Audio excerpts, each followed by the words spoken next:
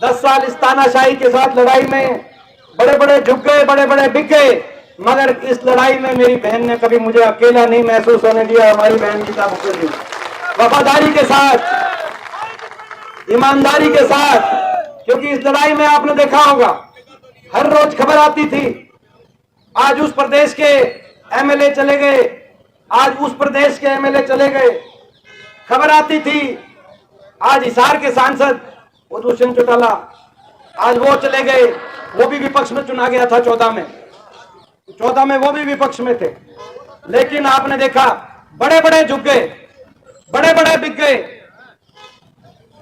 और इस इलाके की आवाज और हरियाणा प्रदेश में विपक्ष की आवाज को समाप्त करने की जब साजिश और षड्यंत्र रची जा रही थी, मैं आपको याद दिलाना चाहता हूं 2019 का वो चुनाव, जो रात की अंधेरी रात में जैसे विनेश फोगाट को फाइनल में जाके हराया गया, रात की अंधेरी रात में इस इलाके की आवाज का गला घोटने के साजिश षड्यंत्र रचे गए, तो उस समय अगर उस अंधेरी रात में किसी ने साथ निभाया तो झज्जर की जनता ने निभाया, और मेरी बहन गीता बुक्कल ने मेरा साथ वफादारी के साथ, वफादारी ईमानदारी के साथ। तो मैं पूरा आज आपसे यही कहने आया हूं, जिस वफादारी और जिस ईमानदारी से, क्योंकि राज तो बनेगा, सरकार बनेगी, और सरकार तो बनेगी, वो तो आपने देख लिया होगा, आपने देखा होगा सेक्रेटरिएट में जब हम अंदर गए तो सारे अफसर नीचे से लेकर ऊपर तक अभी ना पर्चा भरवाने जब 10 साल सरकार में थे तो तब भी न्यू सलूट नहीं किया करते थे, तो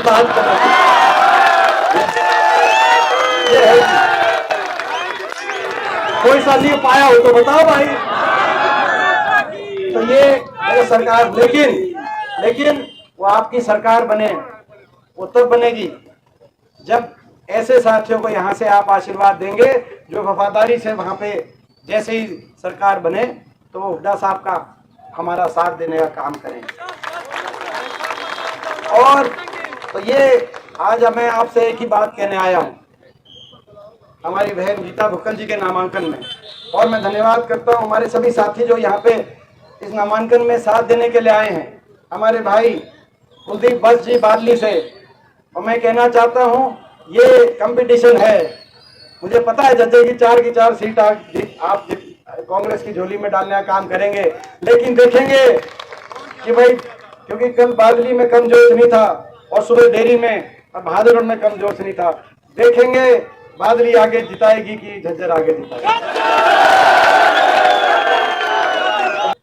आपने 10 साल बीजेपी की सरकार देखी, 10 साल में हरियाणा को विकास, खुशहाली, अमन चैन शांति की पटरी से उतारने का काम किया गया। आज हरियाणा का कितना नुकसान इन्होंने कर दिया, हमारे इलाके का कितना नुकसान कर दिया, आप अंदाजा लगा सकते हैं। जो हरियाणा, सही बात है, कह रहे सही बात है, कह रहे कटोरा, देखो भाई झाड़ा ले लिया, सबका ले लिया कि ले लिया, ये अभी इनका वो टोरा झाड़ा ले लेना, तुम ले लेना।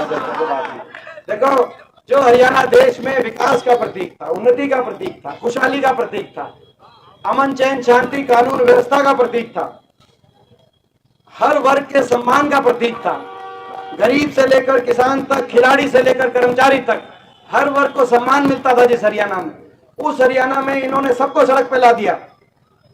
इन 10 साल में आज वो हरियाणा प्रतीक बन गया। बेरोजगारी देश में नंबर 1, बेरोजगारी देश में नंबर 1, नशे में देश में नंबर 1, अपराध में, क्राइम रेट में देश में नंबर 1 हरियाणा, दिल्ली के नजदीक, और क्राइम रेट में हमारा क्राइम हरियाणा का, बिहार और बाकी प्रदेशों से भी ज्यादा क्राइम रेट भारत सरकार बता रही है। हर वर्ग को सड़क पे लाकर अपमान करने वाली ये सरकार साबित हुई। आपने देखा 750 किसानों की जान की कुर्बानी लेने वाली अगर कोई सरकार साबित हुई देश के इतिहास में इन 75 साल में, तो ये सरकार ने तो प्रजातंत्र में इतना बड़ा लंबा आंदोलन और इतने लोगों को, और किस बात पे आंदोलन कि दिल्ली में प्रदर्शन नहीं करने देंगे, इस बात पे 750 किसानों की जान चली गई। बाबा साहब भीमराव अंबेडकर जी के संविधान को कुचलने वाली ये सरकार साबित हुई। युवाओं के सपनों को तोड़ने वाली, हरियाणा को कच्ची भर्ती की राजधानी बनाने वाली ये सरकार साबित हुई। पक्की नौकरी खा गए कि नहीं खा गए बीजेपी वाले, मैं पूछना चाहता हूं आपसे, पक्की नौकरी खा गए? पक्की फौज की भर्ती भी खा गए, हरियाणा की पक्की नौकरियां भी खा गए, कौशल निगम ले आए, युवाओं के सपनों को तोड़ने वाली सरकार साबित हुई, गरीब की योजनाओं को बंद करने वाली सरकार साबित हुई, 100-100 गज के प्लॉट की स्कीम खत्म कर दी, मकान की स्कीम खत्म कर दी, युवा सारे गरीब की जितनी स्कीम चल रही थी उनको बंद करने वाली सरकार साबित हुई, और बाबा साहब के संविधान को तोड़कर बिना रिजर्वेशन, बिना पेंशन, कच्ची नौकरी के माध्यम से एससी समाज और ओबीसी समाज के अधिकारों को छीनने वाली ये सरकार साबित हुई। हमारी खिलाड़ी बेटियों को दिल्ली की सड़कों पे घसीटवाने वाली ये सरकार साबित हुई। क्या कसूर था उन खिलाड़ी बेटियों का?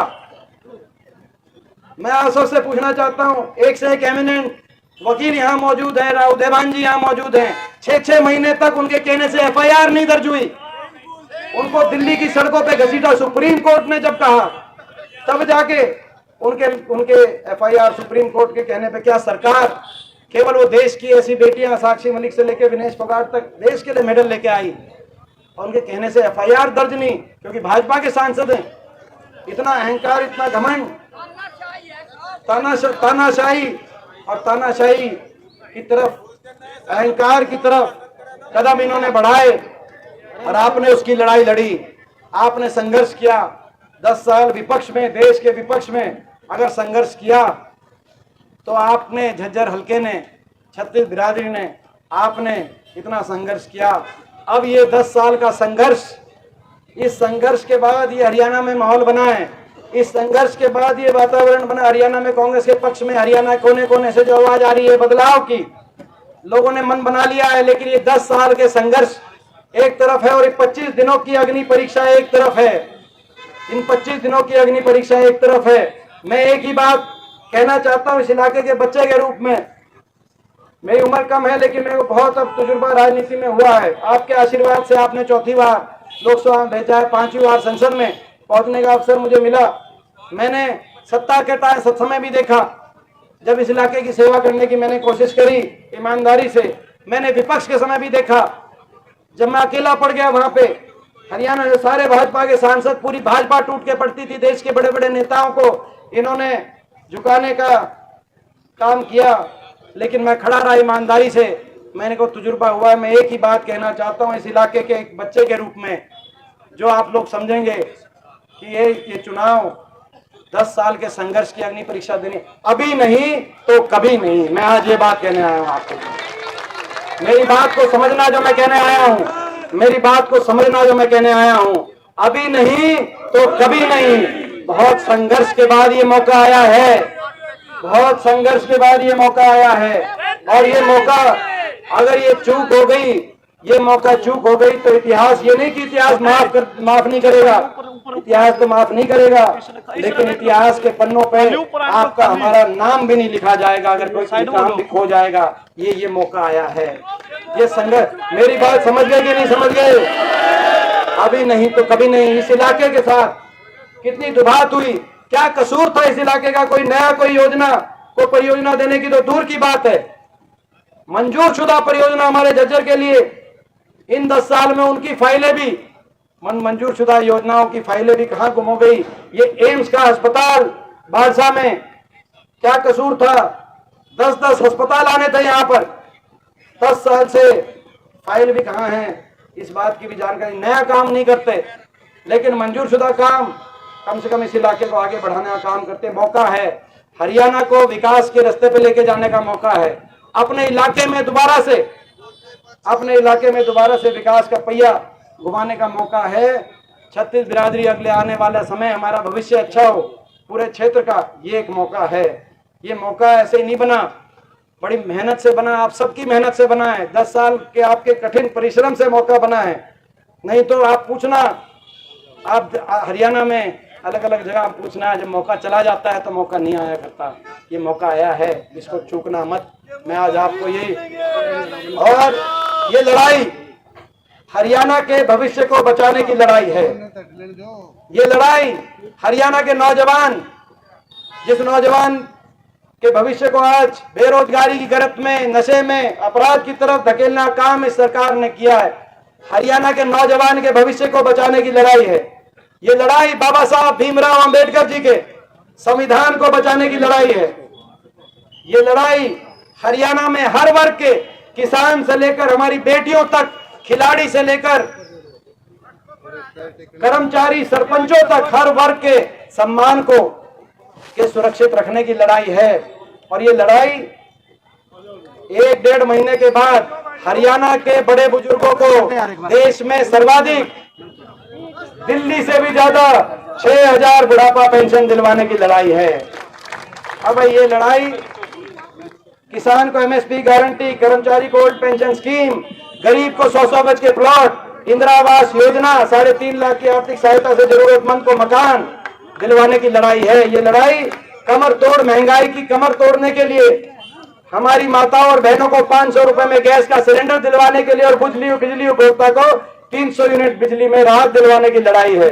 अब ये लड़ाई अपने इलाके को आगे बढ़ाने की लड़ाई है। मैं तो आपका बच्चा हूं। मैं तो आज अपनी बात, क्योंकि मैंने देखा है बहुत नजदीक से, जहां देश की